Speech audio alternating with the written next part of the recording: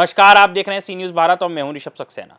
उत्तर प्रदेश के उप मुख्यमंत्री केशव प्रसाद मौर्य ने कहा है कि कश्मीर के पहलगाम में पर्यटकों की जघन्य हत्या की घटना को अंजाम देने वाले आतंकियों और उनके सरपरस्त आकाओं को बहुत कड़ी कीमत चुकानी होगी। जनता धैर्य रखे।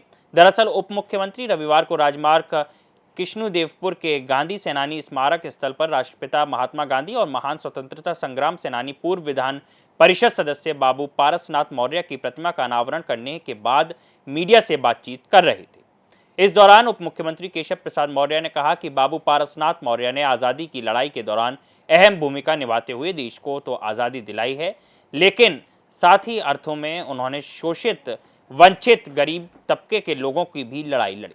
उन्होंने न्याय दिलाया, उनकी सेवा की। इस दौरान काशी के विधिवत पंडितों के वैदिक मंत्र उच्चार के बीच उप मुख्यमंत्री ने राष्ट्रपति महात्मा गांधी और स्वतंत्रता संग्राम सेनानी बाबू पारस मौर्य की प्रतिमा का अनावरण किया।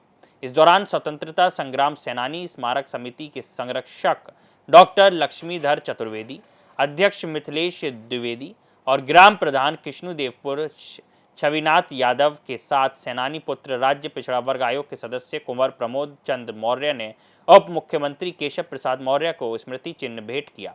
इस दौरान भाजपा जिलाध्यक्ष दीपक मिश्रा, सांसद डॉक्टर विनोद बिंद, जिला पंचायत सदस्य श्याम कुमारी मौर्य समेत बड़ी संख्या में लोगों की मौजूदगी रही।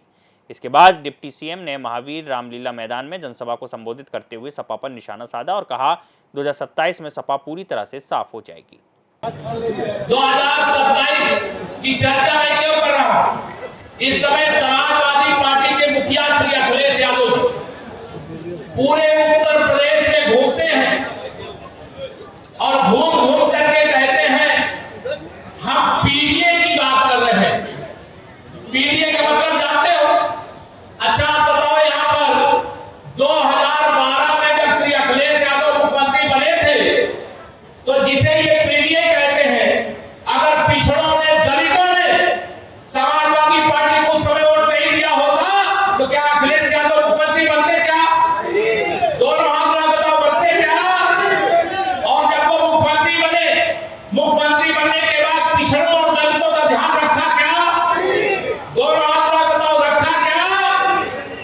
सत्ता में जब थे तब तुम्हें पिछड़ों दलितों का ध्यान नहीं आया। जब सत्ता से बेदखल हो गए तो पिछड़ों दलितों की बात करके धोखा देना चाहते हो। तुम्हारा पीडीए फर्जी है अखिलेश यादव जी।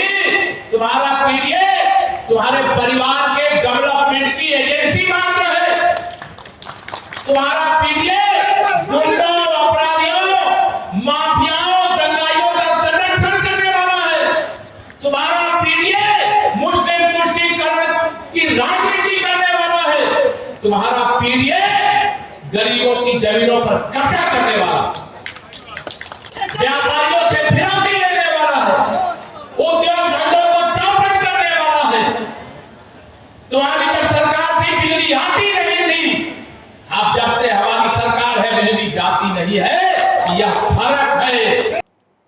इस दौरान पूर्व मंत्री विधायक औराई दीनानाथ भास्कर, नंदलाल पांडे, आशीष दुबे, जिला पंचायत अध्यक्ष अनिरुद्ध त्रिपाठी, पूर्व विधायक भदोई रविंद्रनाथ त्रिपाठी समेत बड़ी संख्या में भाजपा नेता व अधिकारियों की मौजूदगी रही। वहीं केशव प्रसाद मौर्य ने आगे क्या कुछ कहा, सुनिए।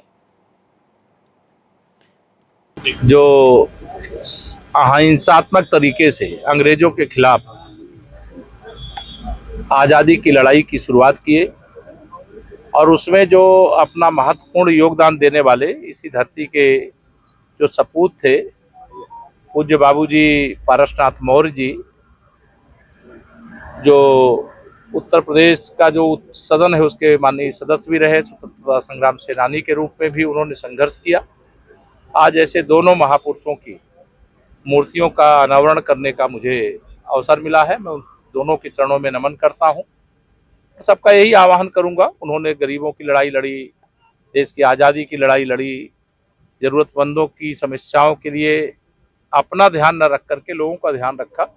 वो एक आदर्श समाज सेवक थे, राजनेता थे और उनसे प्रेरणा लें और उसी प्रकार से सेवा करने का प्रयास करें। आज और क्या कार्यक्रम है? अभी आज कुछ सरकारी कार्यक्रम है, अब उसमें भी जा रहे हैं और कुछ समारोह है, उसको अभी संबोधित करेंगे। कांग्रेस नेता हरिप्रसाद ने ट्वीट किया है, उन्होंने कहा है कि यह समझ से परे है कि सऊदी अरब से प्रधानमंत्री जी क्यों आए, ना वो जम्मू कश्मीर गए, ना घटना में हताहत लोगों परिजनों से छोड़िए, मिले। ऐसे लोग ऐसे समय में ये सवाल भी करने की जरूरत नहीं है। इस समय पूरा देश पहलगाम आतंकवादी हमले से दुखी है और माननीय प्रधानमंत्री जी ने कहा भी है और विश्वास रखे देश और प्रदेश की जनता कि आतंकवादी हमले को अंजाम देने वाले चाहे आतंकवादी हों चाहे उनके आका हों, उनको इसकी बहुत बड़ी कीमत चुकानी पड़ेगी। भदोही से सी न्यूज संवाददाता सुनील दुबे की रिपोर्ट। इस खबर में फिलहाल इतना ही। देश और दुनिया की तमाम खबरों के लिए आप देखते रहिए सी न्यूज भारत।